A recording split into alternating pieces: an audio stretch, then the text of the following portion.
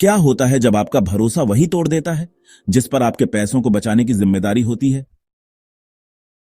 आज हम कोटा में आईसीआईसीआई बैंक के एक चौंकाने वाले फ्रॉड को देखेंगे, जहां एक बैंक अधिकारी ने सीनियर सिटीजन से 4 करोड़ 58 लाख रुपए चुराए और स्टॉक मार्केट में सब कुछ गंवा दिया।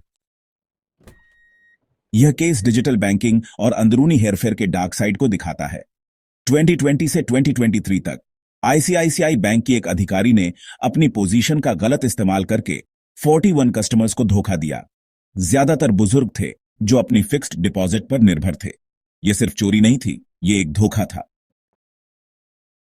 साक्षी गुप्ता 26 साल की, कोटा में आईसीआईसीआई बैंक की श्रीराम नगर ब्रांच में रिलेशनशिप मैनेजर थी।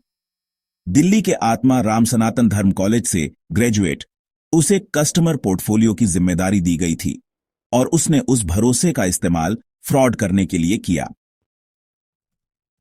तो फ्रॉड असल में 2020 में शुरू हुआ था। करीब 3 साल तक साक्षी ने बिना किसी शक के पैसे निकाले। फिर फरवरी 2025 में एक कस्टमर की शिकायत के बाद आखिर में एक इंटरनल ऑडिट हुआ जिसने पूरे स्कैम का पर्दाफाश किया। 18 फरवरी 2025 को एक एफआईआर दर्ज की गई और उसे 31 मई 2025 को गिरफ्तार किया गया। विडंबना यह है कि उसकी बहन की शादी के ठीक बीच में। साक्षी का फ्रॉड, आप जानते हैं, बिल्कुल भी रैंडम नहीं था। यह असल में सिस्टमैटिक और काफी कैलकुलेटेड था। आइए समझने की कोशिश करते हैं कि उसने इसे कैसे अंजाम दिया।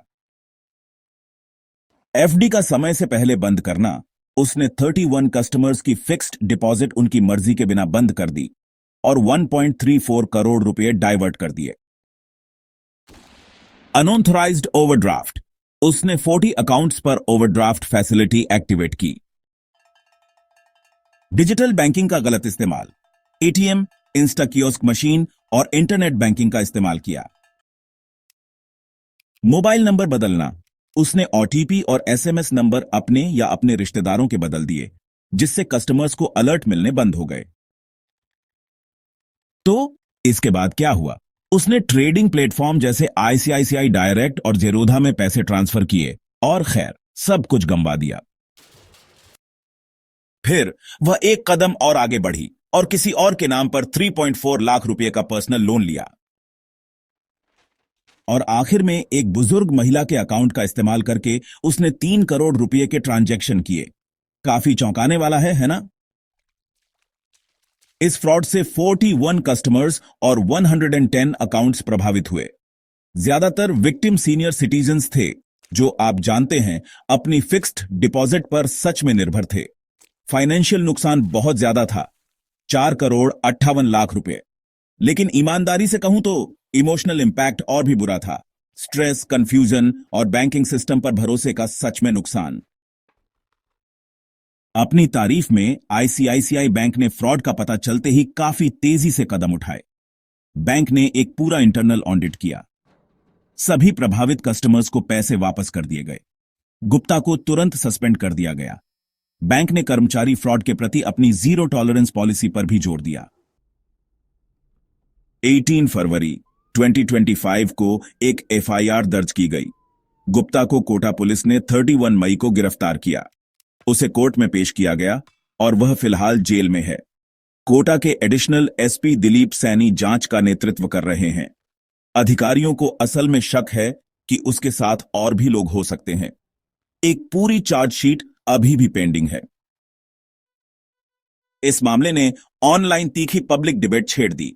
यूजर्स ने सवाल उठाया कि ऐसा फ्रॉड इतने सालों तक कैसे अनडिटेक्टेड रहा। एक यूजर ने लिखा, 3 साल में 110 अकाउंट्स, किसी ने ध्यान नहीं दिया। एक और पोस्ट में बताया गया, आईसीआईसीआई स्टाफ ने 4.58 करोड़ रुपए ठगे और स्टॉक मार्केट में गंवा दिए। आइए समझते हैं कि ऐसा फ्रॉड कैसे संभव हुआ। फिक्स्ड डिपॉजिट बंद करने के लिए डुअल वेरिफिकेशन की कमी थी। मोबाइल नंबर बदलने के लिए कोई अलर्ट सिस्टम नहीं था। रिलेशनशिप मैनेजर्स के पास अनचेक्ड डिजिटल एक्सेस था। कस्टमर्स ने ईमानदारी से अपने अकाउंट्स को बारीकी से मॉनिटर नहीं किया और सीनियर अक्सर डिजिटल सेफगार्ड से अनजान थे। तो बस एक छोटा सा रिमाइंडर, अपनी फिक्स्ड डिपॉजिट और सेविंग्स अकाउंट को नियमित रूप से चेक करें। साथ ही अपने मोबाइल नंबर को सुरक्षित रखें और हां, सुनिश्चित करें कि आपने अलर्ट और ओटीपी एनेबल किए हुए हैं। और आप जानते हैं, अपने रिलेशनशिप मैनेजर पर पूरी तरह से भरोसा न करें।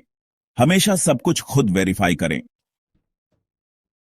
बैंक्स को सच में मजबूत इंटरनल ऑडिट्स की जरूरत है और खैर किसी भी सेंसिटिव बदलाव के लिए बेहतर अलर्ट सिस्टम की। बायोमेट्रिक या डुअल लेवल अप्रूवल बहुत मदद कर सकते हैं। साथ ही बेहतर कर्मचारी जांच और ट्रेनिंग ईमानदारी से बहुत जरूरी है। यह केस हमें सिखाता है कि अंधा विश्वास चाहे लोगों में हो या सिस्टम में खतरनाक हो सकता है। सतर्कता सबसे अच्छा बचाव है। साक्षी गुप्ता का फ्रॉड भारत के बैंकिंग सिस्टम के लिए एक वेकअप कॉल है।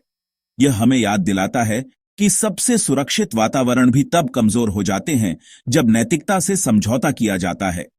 जैसे जैसे जांच जारी है, एक बात साफ है, डिजिटल साक्षरता, जवाबदेही और पारदर्शिता आधुनिक बैंकिंग में टॉप प्रायोरिटी होनी चाहिए।